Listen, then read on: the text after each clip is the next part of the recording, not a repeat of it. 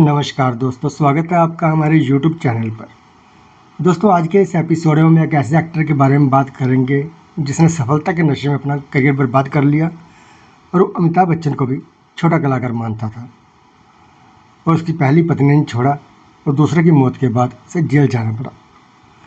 दोस्तों, हिंदी सिनेमा की चमकदार दुनिया में चढ़ते सूरज को सलाम और डूबते सूरज से किनारा करने के किस्से जब जब सुनाए जाते हैं तो एक्टर नवीन निश्चल का नाम खास तौर से लिया जाता है। नवीन निश्चल की ज़िंदगी के साथ एक सच्चाई ये भी है कि इन्हें किसी और ने नहीं बल्कि उन्होंने खुद ही अपने आप को बर्बाद किया। क्यों रही इनकी ज़िंदगी इतनी विवादास्पद, चलिए आपको बताते हैं। दोस्तों, 70 के दशक का वो एक्टर जिसका लंबा कद, तीखे नए नक्श, हैंडसम स्टाइलिश होठों पर हमेशा एक रहस्यमय मुस्कान और आंखों में शरारत दिखाई देती थी। उनकी लोकप्रियता का आलम ऐसा था कि उस दौर में वो सबसे ज़्यादा फीस लेने वाले एक्टर्स में शुमार थे। इस सुपरस्टार ने अपने दौर में एक से एक बढ़कर फिल्में दी हैं, लेकिन एक दौर में अमिताभ बच्चन को ये छोटा एक्टर मानते थे। इस एक्टर की एक शादी असफल रही, उसके बाद उन्होंने दूसरी शादी की और पत्नी की मौत के बाद उन्हें जेल जाना पड़ा था। क्या आप जानते हैं सुपर हिट हीरो की ज़िंदगी कितनी विवादास्पद रही थी? दोस्तों, 18 मार्च 1946 को नवीन निश्चल का जन्म लाहौर में एक बंगाली परिवार में हुआ था।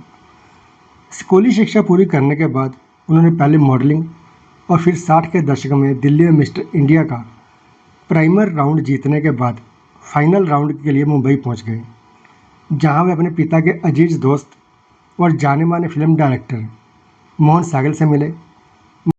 मोहन सागल ने उन्हें पुणे के फिल्म इंस्टीट्यूट में दाखिला लेकर फिल्मी दुनिया की बारीकियां सीखने के लिए कहा और उन्होंने कहा था कि जब तुम हीरो बनने के लिए ज़रूरी सारी चीज़ें अच्छे से सीख जाओगे तब मेरे पास आना।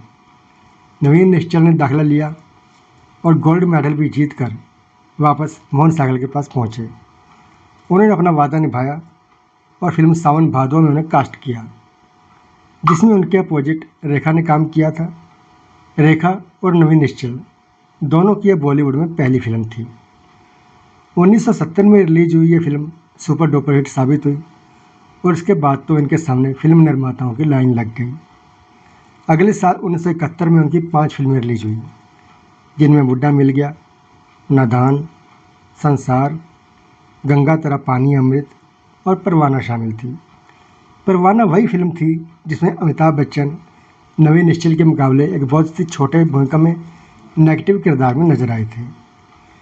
कहा जाता है कि तब नवीन निश्चल के सिर पर घमंड इस तरह सवार हो गया था कि फिल्म के प्रमोशन के दौरान उन्होंने अमिताभ बच्चन के साथ फ़ोटो सेशन करने से इनकार कर दिया था। गुलजार साहब जब बतौर निर्देशक अपनी पहली फिल्म मेरे अपने की तैयारियां शुरू कर रहे थे तो उनकी पहली पसंद नवीन निश्चल थे। मेरे अपने फिल्म में जो किरदार विनोद खन्ना ने निभाया है वो पहले नवीन निश्चल को मिलने वाला था। इसी तरह मनोज कुमार की सुपरहिट फिल्म रोटी कपड़ा और मकान और दीवार फिल्म में जो किरदार शशि कपूर ने निभाए हैं वह भी पहले नवीन निश्चल को ऑफर हुए थे, लेकिन इन दोनों फिल्मों में अमिताभ बच्चन भी थे और अहंकार में डूबे नवीन निश्चल उन्हें बहुत छोटा कलाकार मानते थे। इसलिए नवीन निश्चल ने इन फिल्मों में अभिनय करने से मना कर दिया। लेकिन जब ये फिल्में रिलीज हुई और सुपरहिट साबित हुई तो नवीन निश्चल को बहुत पछतावा हुआ।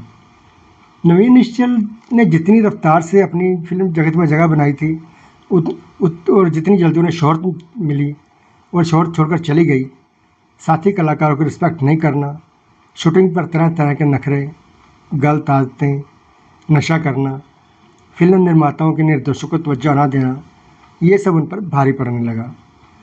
नवीन निश्चल की ज़िंदगी में कई औरतों का आना जाना लगा रहा। फिल्मों में दाखिल होने से पहले ही नवीन निश्चल ने देवानंद की भांजी नीलू कपूर से शादी कर ली थी, जो शेखर कपूर की बहन थी। कहते हैं इस कारण ही उनका देवानंद के परिवार से करीबी रिश्ता भी बन गया था, लेकिन जल्द यह सब बदलने लगा। नवीन निश्चल की गहरी दोस्ती उस दौर की एक हीरोइन पद्मिनी कपिला से हो गई और बात इतनी बढ़ गई कि 1976 में नीलू और नवीन निश्चल का तलाक हो गया। लेकिन इसी बीच पद्मिनी कपिला ने उस दौर के मशहूर निर्माता प्रकाश मेहरा से दोस्ती की और वह उन्हें छोड़कर प्रकाश मेहरा के पास चली गई। साल 1996 में नवीन निश्चल ने गीतांजलि से दूसरी शादी की। शादी के बाद पत्नी के साथ अपने भाई के घर पहुंचे लेकिन यहाँ भी कुछ वक्त के साथ बाद अनबन शुरू हो गई और उनके भाई ने उन्हें घर से निकाल दिया। फिर कुछ ऐसा हुआ जिसने सभी को हिला कर रख दिया।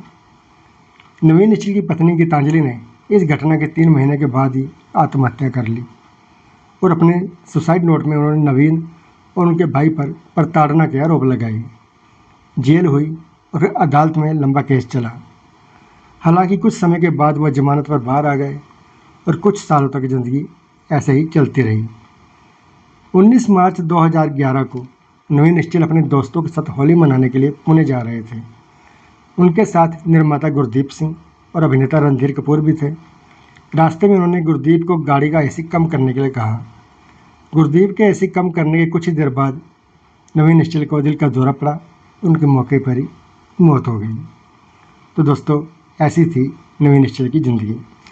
अगर आपको वीडियो पसंद आया हो तो लाइक कीजिए, शेयर कीजिए और ऐसे ही और वीडियो देखने के लिए हमारे चैनल को सब्सक्राइब जरूर कीजिए। धन्यवाद।